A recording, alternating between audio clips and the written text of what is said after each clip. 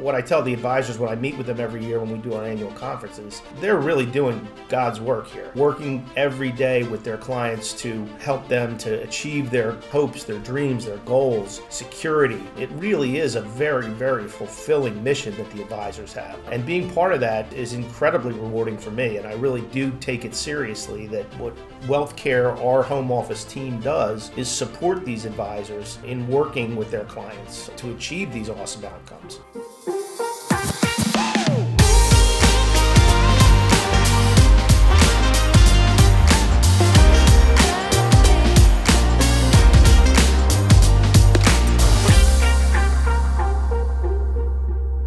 Hello, everyone, and welcome to CBS Spotlight. If you're here by mistake, you're in the right place now.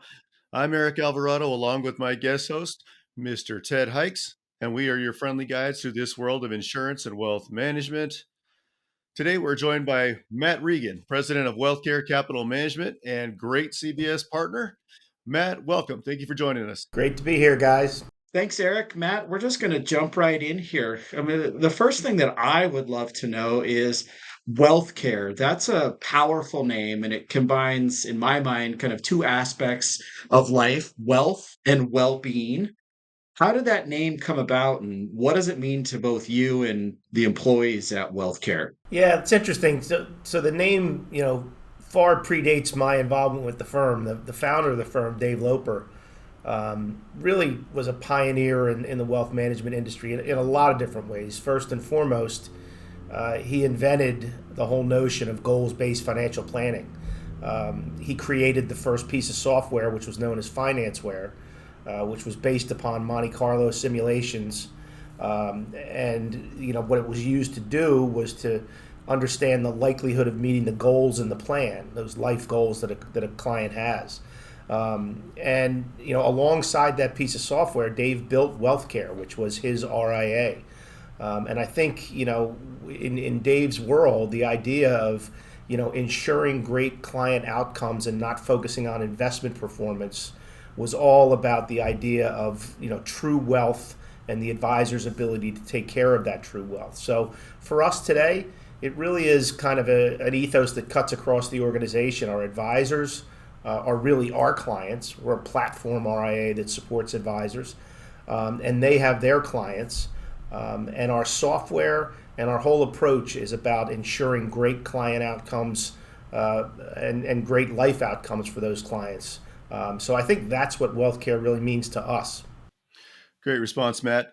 For those that are new to the concept, can you explain what goals-based planning means and why it's such a game changer for both investors and advisors? Yeah, I can certainly give you my opinion. I'm not smart enough to be a financial advisor, so I get out of my depth pretty quickly here. But to me, I contrast goals-based planning with cash flow planning.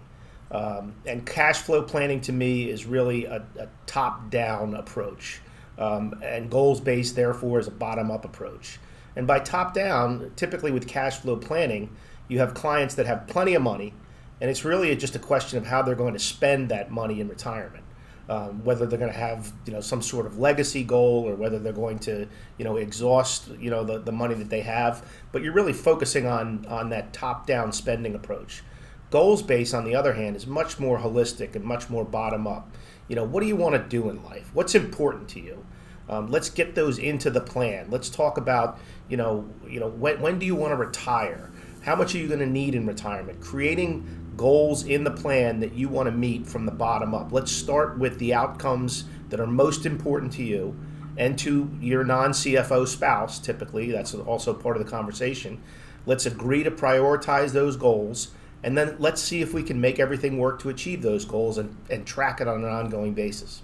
That's interesting, Matt. What do you see goals-based financial planning? Where do you see it heading in the next 5 to 10 years? Are there any trends on the horizon that you find particularly exciting? Yeah, I think we're in the middle of the trends. I think what I've seen, in my 6 years here at Wealthcare, is really a continuing trend towards more holistic wealth management. I mean, advisors, traditionally. The RIA, the most important part of that was the investments. Advisors saw themselves as stock pickers or the next Warren Buffett. And I think what's happened is the A has gotten much more important than the I in the RIA world. And advisors, who simply pick investments and try to beat the market, find that clients don't see value in that. I always say, Jack Bogle at Vanguard has $8 trillion that says you don't know how to pick stocks. And I think that's something that we try to get across to our advisors. The reality is clients want their advisors to provide them holistic, across their lives, wealth management. And I think that's where the industry is going. People often say, that there's going to be fee compression in our industry. And the reality is we haven't really seen fee compression. I mean, advisors are still holding in there, charging 100 basis points. And you could make the argument that they're actually undercharging for their services. But what they are doing is they're doing much, much more for their clients. They're not just investment guys. They're getting involved in insurance. They're getting involved in tax planning. They're getting involved in, the valuation of closely held businesses. There's so much more that they do. And I think goals-based planning and that trend is right at the middle of that. Yeah, it's a great response, Matt. I think that's what we're kind of seeing across the industry as well. The advisor really taking hold of more than just the investment side of things. And like you said, just trying to be more of a holistic planning and clients going to them for more things than just the investment advice. Wealthcare emphasizes an objective and really personalized client experience. How do you ensure that investors say their unique life dreams are prioritized and built into their financial plans? Yeah, well, our planning software is really centered around this idea of the comfort zone. And that is a true user experience. I mean, it is a graphical representation of where the client is in regards to achieving their goals. And what the advisor does with the client on an ongoing basis, the users of our software, is they ensure that the client's dot is in the comfort zone. And we define the comfort zone of 75 to 90% likelihood of meeting the goals in the plan. So what does that mean? Well, you would say, why wouldn't I want my dot to be at 99% likelihood of meeting the goals in the plan? Well, we feel that, you can err on the side of over planning and over saving the same way you can under. And so it's, to us, if your dot is at 99%, you're sacrificing too much in your one life. And you should be doing things like buying that boat you always wanted to do or taking that trip. And if the advisor can keep you in that 75 to 90% range, what we call the comfort zone, what the Monte Carlo simulations tell us that over thousands of simulations of the market, you're going to be just fine and you're going to meet the goals in your plan comfortably. So that's really core to the user experience here at Wealthcare. I like that flexibility, building Absolutely. that in. Yeah, I love the approach that Wealthcare takes, from a goals-based financial planning perspective. And we're seeing more and more advisors move towards independence. And obviously, that's a space that Wealthcare lives in. What is one of the biggest fears that you find advisors have about taking that leap? And how do you at Wealthcare kind of help them overcome that to move kind of down that road? Yeah, Ted, that's the other mega trend in the industry is this movement towards independence that we sit right in the middle of. And I don't, we don't disparage the wirehouses or the independent broker dealers, but there's a certain allure for advisors, to leave those employee channels and then, create their own businesses. These are smart, independent business people that understand that creating true enterprise value that they own is a really good idea. So we sit right in the middle of that, and really that you had asked about the big fear. The fear is that the clients aren't going to follow you. That's really the what keeps people in place and creates a lot of the inertia in the industry. And what I tell these advisors is it isn't it isn't the brand name on your business card. It's really you that the clients care about. And we have all sorts of statistics. We've helped nearly 200 advisors move to independence over the past 5 years. And we have all the data to show them that the reality is it's more like 95 to 99% of the clients will follow the advisor to the new situation. That trusted relationship is much stronger than any institution that holds these guys and women as employees. I think the reality is that fear is incredibly overblown. What we are realistic about is that there is some disruption. Repapering these accounts and moving these accounts is not the flip of the switch. I wish it was. I wish the industry did a better job of that. But there's real work involved. And if advisors are thinking about moving to the independent channel, I'll give ourselves a little pat in the back here. You ought to find a firm like Wealthcare that has deep experience and a team dedicated towards those transitions, because it isn't easy. It's not impossible, but we've done it over and over again, and we know how to set expectations and how to help advisors move as seamlessly as possible from one situation to an independent channel. I think we have Eric and I have a colleague here. He calls that ACAT hell. Right? Moving those accounts, that 2 or 3 month period where you're moving those accounts. Just as a quick follow up to that, if I'm an advisor and I've been thinking about that, I've been talking to my wife, my husband, what's the first phone call or step that you would make as an advisor to start the process of moving to independence? Great question. Yeah, I think advisors typically reach out to firms like ours or get reached out to by firms like ours to discuss independence. I think it's critically important to have legal representation through the process, particularly if you're coming from the employee channel.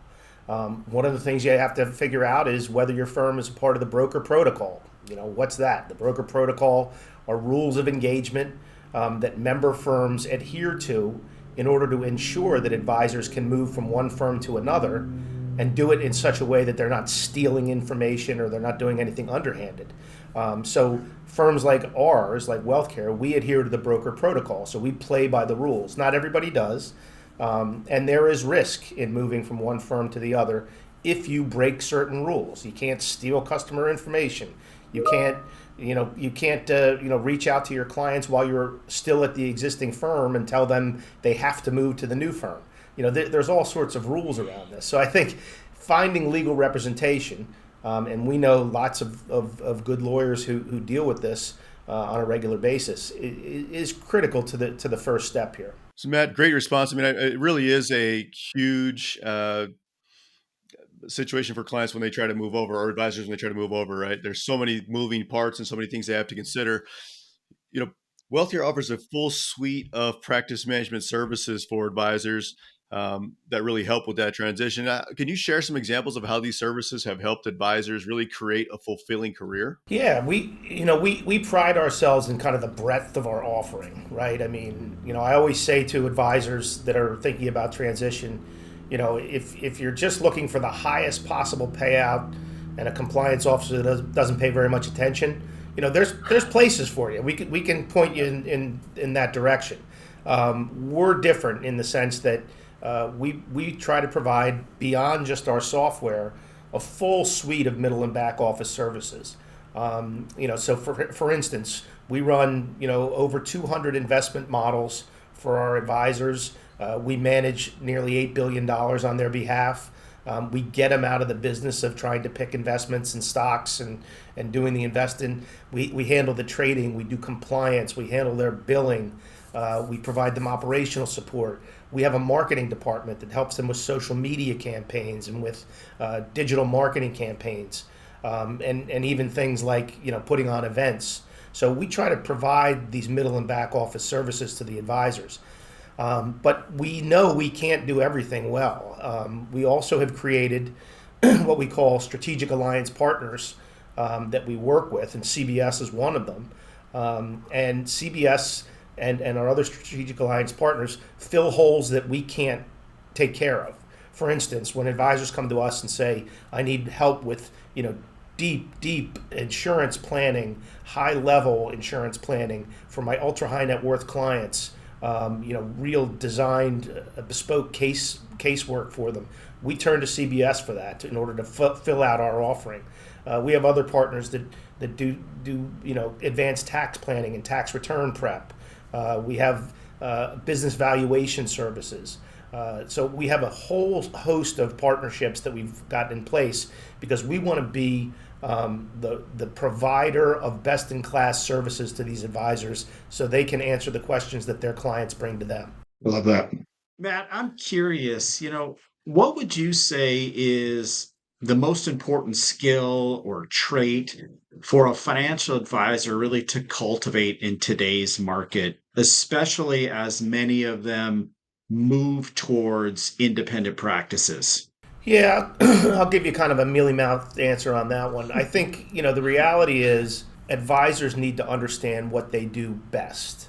And they're all different. We're all different people. Some advisors, identify a certain niche and they're just excellent in that one niche, whether it's, divorce or whether it's women or whether it's, early retirees or something like that. My answer is really empathy. I think that's critical. And, to go back and bash advisors of yesteryear that saw themselves as the next Warren Buffett, you had a different mindset there where it was kind of like, don't worry your pretty head, Mr. or Mrs. Client. I'm the stock picker. I'll take care of everything. As we said earlier, that doesn't really work in today's environment. I think great advisors are empathetic people that are able to put themselves in their clients' shoes and understand their hopes, their dreams, their fears. Use a goal-based planning software in order to kind of organize the client's life around that idea. So I think empathy is my answer. I think the reality is that each and every advisor displays that empathy in a very different way, and they bring their true self to the conversations that they have with the clients, and that's what I see the real successful advisors doing well. It's a great perspective and great response. I think, it seems like, no, but you alluded to it, how it seems like some of the smarter advisors are finding what they're good at, right? And then they're building a good team and building those resources around, which is what Wealthcare brings to the table and provides, right? So, Yeah, we know there are certain things that advisors shouldn't be spending time on. At least that's what we believe, right? We call them the non-revenue generating activities. There's no advisor that differentiates themselves or puts on their business card that they're really good at billing or they're really good at compliance. That's not value add to the client relationship, and it's a colossal waste of time for an advisor to spend time on that. We also think that extends to the investment portfolio, the idea of picking investments, implementing, trading, rebalancing. Those are not revenue generating activities. What advisors should be doing is spending time with their clients, asking for referrals, and kissing babies and meeting new clients. That's how you build a business. So finding a partner that can be that middle and back office outsource solution for you, we think is critically important to the success of the advisory firm. I'm thinking back to your empathy answer, and as soon as you said it, it struck me that the advisors that one I really enjoy working with, and two are really good at what they do. We don't talk a lot about the math, when it comes to them, right? We talk about their goals, we talk about their kids, we talk about what they're trying to accomplish. Um, and that helps me from my perspective really design solutions that fit those goals, but those are the advisors that really I think do a great job, so I loved that answer. When I first got into the RIA side of the business, I worked for a fantastic firm in downtown Philadelphia, and I had no background. And to this day, I'm not a financial advisor. I'm not a wealth manager. I'm just an operations guy.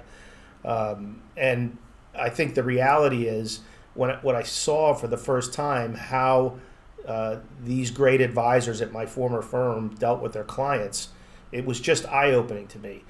Because they would walk in with a financial plan that was 30 or 40 pages long, and they would have these 4-hour meetings, and I would just grab them for coffee afterwards, and I'd say, so how did your meeting go with that client? And how did the plan get presented? And they said, yeah, typically they do the first page of the plan.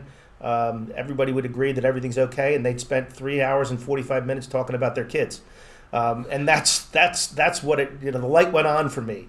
That's what's really important here, is for advisors to be, really the stewards of great client outcomes. And I think that's key to the relationship between great advisors and their clients. So Matt, I'm really interested to know, what personally motivates you to continue innovating and really leading wealth care. And kind of what do you hope to see achieved in the next decade, both for the company and the broader industry? Huh. Yeah, I mean, for me personally, I just think this is, this has been a tremendously interesting company for me to work for. It kind of hits my sweet spot of kind of the integration point of technology and operations. So I think I'm pretty good at understanding our offering to the advisors. But more importantly, what I tell the advisors when I meet with them every year when we do our annual conferences, I mean, they're really doing God's work here. Working every day with their clients to help them to achieve their hopes, their dreams, their goals, security. It really is a very, very fulfilling mission that the advisors have. And being part of that is incredibly rewarding for me. And I really do take it seriously that, what Wealthcare, our home office team does is support these advisors in working with their clients to achieve these awesome outcomes. And I think the industry's in a fantastic place right now. You ask a bit about what I see down the road. I think these mega trends that we talked about earlier, the idea of embracing a more holistic wealth management, of embracing the move towards independence and away from the wirehouses. Look, the fatal flaw of the wirehouses is they often try to sell the house coffee, right? Is they're trying to feather their own nests, where the true fiduciary fee-only independent RIA model, we start and end with one idea, and that's what's best for the client. So I do think those mega trends and that motion in the industry towards independence, towards fee only, towards goals based and holistic wealth management is really, really powerful, and I don't think it's going to stop anytime soon. Matt, thank you for all the insights and kind of knowledge just about what you guys do over there at Wealthcare and everything that you guys are putting together for the independent advisors. So I want to ask you kind of a funner question. If Wealthcare was a blockbuster movie, what movie would it be? We would be on Golden Pond. I gotta hear this. We would be Interesting. we would be Norman sitting on the porch looking out over the beautiful sunset on the lake, with all of his goals achieved, and nothing but serenity around him. That's the vision for Wealthcare. Wow. That's a great answer. That really good answer. I don't know about Right, that. No, right. it was. Oh, Yeah. I mean, I don't know how many people on this podcast are going to know what that movie is, but we'll see. Matt, great answer. Was unexpected. I appreciate that. you know, uh, One thing I think is definitely going to stick with me is that you said was that you are we're kind of privileged to be stewards of great client outcomes. I that's going to stick with me. I really appreciate you saying that. Great stuff. Great insight. Thank you so much for being a great partner for CBS. And thanks for jumping on and spending some time with us today. We really appreciate that. thanks, Matt. It's always good to see you. Good deal. Hey, well, for everyone out there, exactly. I'm Eric Alvarado. I'm Ted Hikes. This has been CBS Spotlight, your friendly conversation for everything insurance and wealth advising come together. Thanks for tuning in. And if you found this helpful, please don't forget to like and subscribe, and we'll see you all next time. Thank you. Rate that podcast 5 stars. Woo!